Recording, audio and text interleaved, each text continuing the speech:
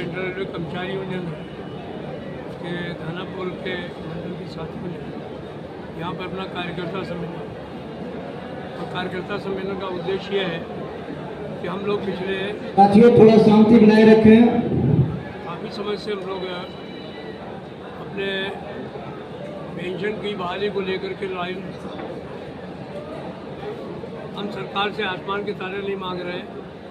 हम सिंपल उनसे ये कह रहे हैं कि जो तनख्वाह पे हमारे कर्मचारी रिटायर हो रहे हैं उसकी आधी तनख्वाह उनको पेंशन के रूप में दे दीजिए और उसके ऊपर DNS रिलीफ है।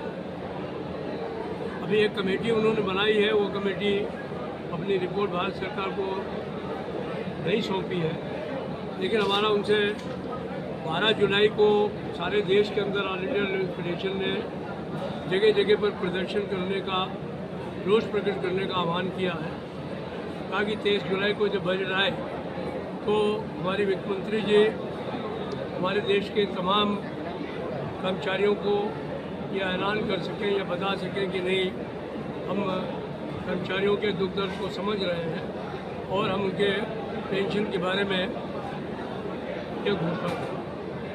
तो 12 जुलाई हमारे लिए बड़ा क्रुशियल दिन है, उसकी तैयारी की भी बात है यहाँ पर पुरानी पेंशन की बहाली को लेकर के। दूसरा यह है कि आने वाले समय में भारतीय रेल पर तमाम किस्म के संकट हैं, जिनमें कि जो वैकेंसीज हैं उनको भरे जाने की बात है। हमें खुशी है कि रेल मंत्री ने अभी एक मीटिंग करके जो लोको पायलट्स हैं उनकी भर्ती की संख्या को बढ़ाने का काम किया है और तकरीबन 20,000 लोको पायलट निकट भविष्य में भर्ती होंगे। इसी तरीके से करीब 6,000 के करीब जूनियर इंजीनियर भर्ती होंगे। अभी टेक्नीशियंस भी बड़ी संख्या में भर्ती होने वाले हैं और 1 लाख के करीब 1800 के ग्रेड पे में भी लोग भर्ती होंगे। तो ये जो काम का बोझ वर्तमान कर्मचारियों पर बढ़ रहा है और जिसकी वजह से रेलवे की संरक्षा भी खतरे में है, उस दिशा में भी all India railway federation Bharat सरकार पर बराबर दबाव बनाए हुए है और मैं समझता हूँ कि वर्तमान रेल मंत्री काफ़ी प्रोएक्टिव हैं, वो इसको करने का काम करें। पेंशन के अलावा और क्या मुख्य मांग है? एक और मुख्य मांग यह है कि अभी पे कमीशन जो है वो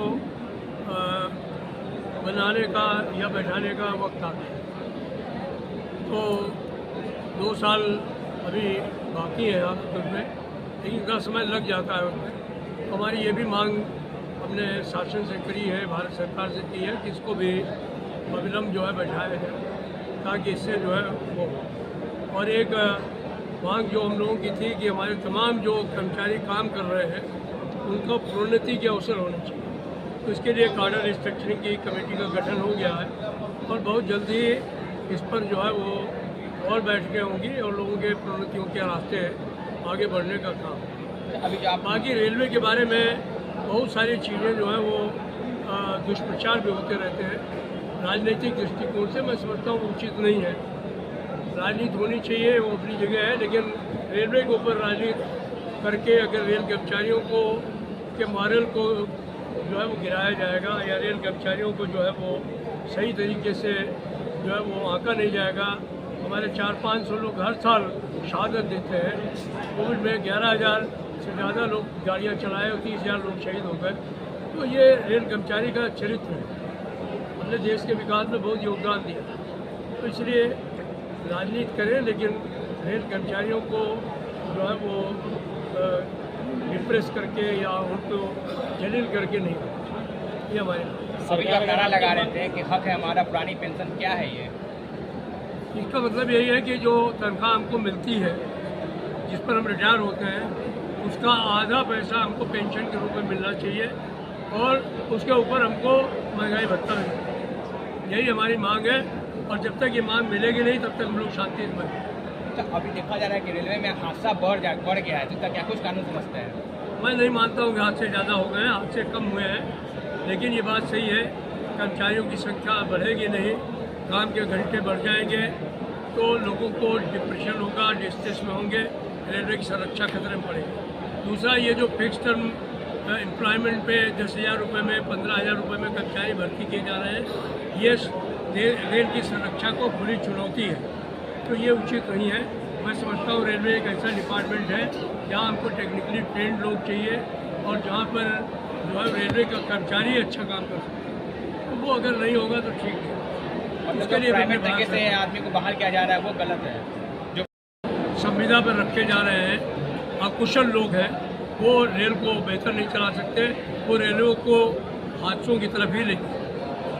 सरकार को बात करने के लिए अगला रणनीति क्या होगा आपका? अभी तो बातचीत चल रही है, बातचीत के लिए बुलाया भी गया है। हमने मई को सारे देश के कर्मचारियों को आह्वान किया था, राज्य कर्मचारी, शिक्षक, केंद्र सरकार के कर्मचारी सभी मिलकर के हड़ताल पर जाने वाले थे। सरकार ने बातचीत की तो हम लोगों ने अपना निर्णय टाल दिया है।